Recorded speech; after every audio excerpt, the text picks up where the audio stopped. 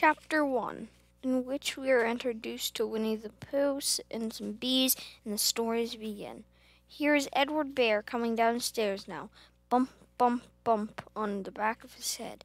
Behind Christopher Robin is, as he knows, the only way of coming downstairs. But sometimes he feels like there is another way if he can only stop bumping for a moment and think of it. And then he feels that perhaps there isn't. Anyhow, he is at the bottom and ready to be introduced to you. Winnie-the-Pooh. When I first heard his name, I said, "This is you are going to say, but I thought he was a boy." "So did I," said Christopher Robin. "And then you can't call him Winnie." "I don't." "But you said he's Winnie-the-Pooh. Don't you know that there means?" "Ah, yes, now I do. And I hope you do too, because it's all the explanation you are going to get. Sometimes Winnie-the-Pooh likes a game of some sort, comes downstairs, and sometimes she likes to sit quietly in front of the fire and listen to a story. This evening, what about a story?" "Sure, Robin, what about a story?" I said. "Could you very sweetly tell Winnie-the-Pooh one?" "I suppose I could." "What sort of stories does he like?" "About himself, because he's that sort of bear." "Oh, I see. So could you very sweetly?" "I'll try," I said. So I tried. Once upon a time, a very long time ago now, about last Friday, Winnie-the-Pooh lived in a forest all by himself under the name of Sanders. "What does under the name mean?" asked Christopher Robin. "It means he had the name over his door in gold letters and lived under it." Winnie-the-Pooh wasn't quite sure, said Christopher Robin. "Now I am," said a growly voice. "Then I will go on," said. One day when he was out walking, he came to an open place in the middle of the forest, and in the middle of the place was a large oak tree, and from the top of the tree there came a loud buzzing noise. Winnie-the-Pooh sat down at the foot of the tree, put his head between his paws, and began to think. First of all, he said to himself, "That buzzing noise means something. You don't get a buzzing noise just like that, just buzzing and buzzing without it meaning something. If there is a buzzing noise, somebody's making it, and a buzzing noise is, and the only reason for making a buzzing noise that I know of, because you are a bee." And then he thought another long time and said, "And the only reason for being a bee that I know of is making honey." And then he got up and said, "And the only reason for making honey is so that I can eat it." So he began to climb the tree. He climbed and he climbed and he climbed, and as he climbed, he sang a little song to himself. It went like this: "Isn't it funny how a bear likes honey? Buzz, buzz, buzz, I wonder why he does." And then he climbed a little further, and then just a little further. By that time, thought of another song. "It's a very funny thought that if bears were bees, they build their nests at the bottom of trees." And that being said, so if bees were bears, wouldn't have to climb up all these stairs. He was getting rather tired by this time, so that is why he sang a complaining song. He was nearly there now, and he just stood on that branch. Crack! "Oh, help!" said Pooh as he dropped 10 feet onto the branch below. "And if only I hadn't," he said, bouncing 20 feet onto the next branch. "You see what I meant to do," he explained as he turned head over heels and crashed into another branch 30 feet below. "What I meant to do, of course it was rather," he admitted as he slid very quickly through the next 6 branches. "All comes, I suppose," he decided. He said goodbye to the last branch, spun around 3 times, and flew gracefully into a gorse bush. "It all comes of liking honey so much. Oh, help!" he cried. peeked out of the gorse bush, brushed the prickles from his nose, and began to think again. The first person he thought of was Christopher Robin. "Was that me?" said Christopher Robin in an odd voice, barely drooling, daring to believe it.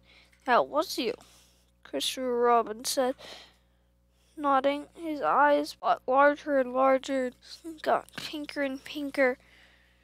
So Winnie-the-Pooh went around to Christopher Robin, who lived behind a green door in the forest. "Good morning, Christopher Robin," he said. "Good morning, Winnie-the-Pooh," said you. "I wonder if you've got such a thing as a balloon about you." "A balloon? Yes, I just said to myself, coming along, I wonder if Christopher Robin has such a thing as a balloon about him," I said to myself. "Balloons and wondering, what do you want a balloon for?" said Winnie-the-Pooh. Winnie-the-Pooh looked around to see that nobody was listening and put his paw to his mouth and said in a deep whisper, "Honey, honey." "But you don't get honey with balloons." "I do," said Pooh. "Well, it just happened that you had been to a party the day before at the house of your friend Piglet, and you had balloons at the party.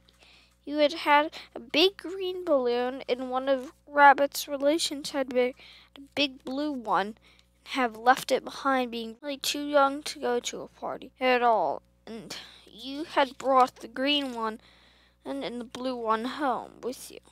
Which would you like?" you asked Pooh. He put his head between his paws and thought very carefully. "It's like this," he said. "When you go after honey with a balloon, the great thing is not to let the bees know you're coming. Now, if you have a green balloon, they might think you are only part of the tree and not notice you. If you had a blue balloon, they might think you were part of the sky and not notice you. And the question is, which one's most likely? Won't they notice you underneath the balloon?" you asked. "They might, or they might not," said Winnie-the-Pooh. "You never can tell with bees," he thought for a moment and said, "I shall try to look like a small black cloud that will deceive them." "That you had better have the blue balloon," you said, and it was decided. Oh, you both went out with the blue balloon, and you took your gun with you just in case, as you always did. And Winnie-the-Pooh went very muddy place that he knew of, and rolled and rolled until he was black all over. Then the balloon was blown up as big, and Pooh were both holding on to the string. You let go suddenly, and Pooh Bear floated gracefully up into the sky and stayed there, level with the top tree and about 20 feet away from it. "Hooray!" you shouted. "Isn't that fine?" shouted Winnie-the-Pooh. "What do I look like?" "You look like a bear holding on to a balloon," you said. "Not," said Pooh anxiously, "not like a small black cloud in the blue sky." "Not very much." "Ah, well, perhaps from up here it looks different, and as I say, never can tell with bees." There was no wind to blow him nearer to the tree, and he could see the honey, he could smell the honey, but he couldn't quite reach the honey. After a little, he called down to you. "Christopher Robin," he said in a loud whisper. "Hello. I think the bees suspect something." "What sort of thing?" "I don't know, but something tells me they are suspicious." "Perhaps they think you're after their honey." "It may be that. You never can tell." That was another little silence. Called down to you again. "Christopher Robin, yes. Have you an umbrella in your house?" "I think so." "I wish you would bring it out here.